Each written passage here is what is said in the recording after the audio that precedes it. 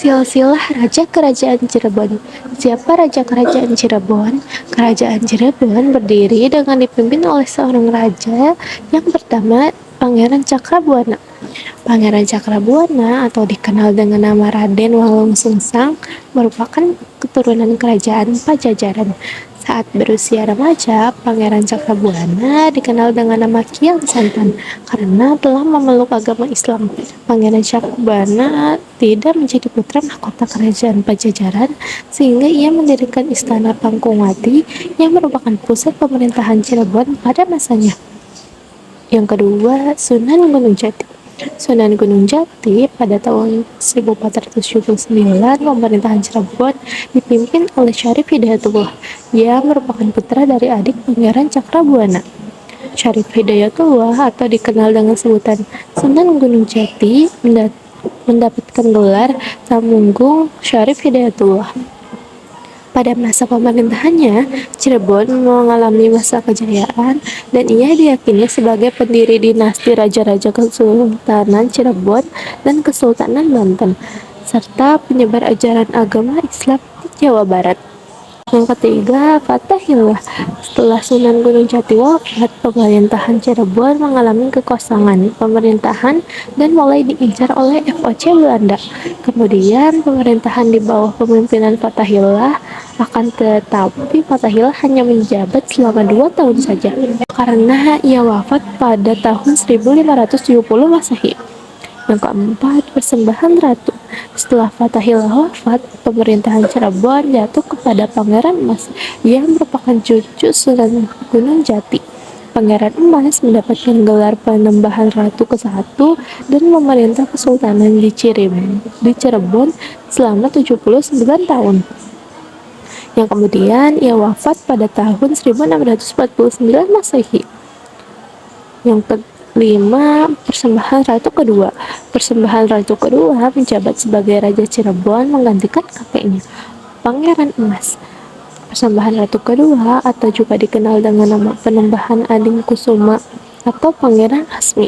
Sultan Penembahan Ratu Kedua wafat pada tahun 1677 di Kartasura. Berikutnya, Cirebon terpecah menjadi 3 bagian dan menimbulkan terbentuknya 4 keraton dengan para sultannya.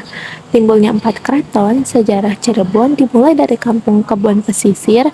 Kampung tersebut berkembang menjadi kampung baru bernama Caruban Larang dengan pimpinan Haji Abdullah Iman atau Pangeran Cakrabuana.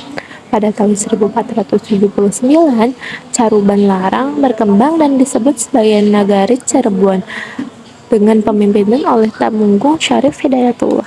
Pada 1677, Cirebon terbagi menjadi 3, yaitu Pangeran Martawijaya dinobatkan sebagai Sultan Sepuh menepati Karaton Pakuwati, dan Pangeran Kertawijaya sebagai Sultan Anom membangun keraton sendiri, beserta Sultan Cirebon juga merupakan Sultan Sepuh.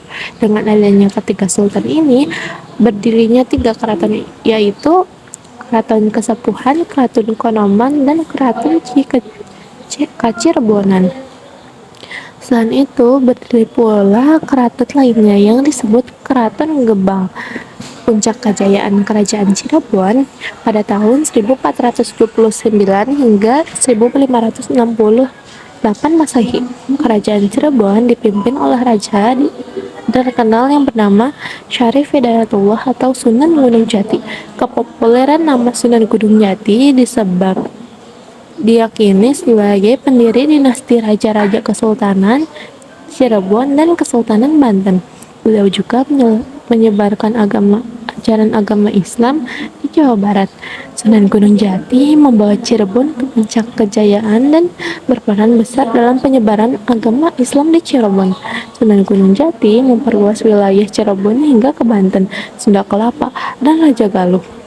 Dan di bidang perekonomian, Sunan Gunung Jati fokus pada perdagangan antar bangsa seperti Campak, Malaka, India, Cina, dan Arab.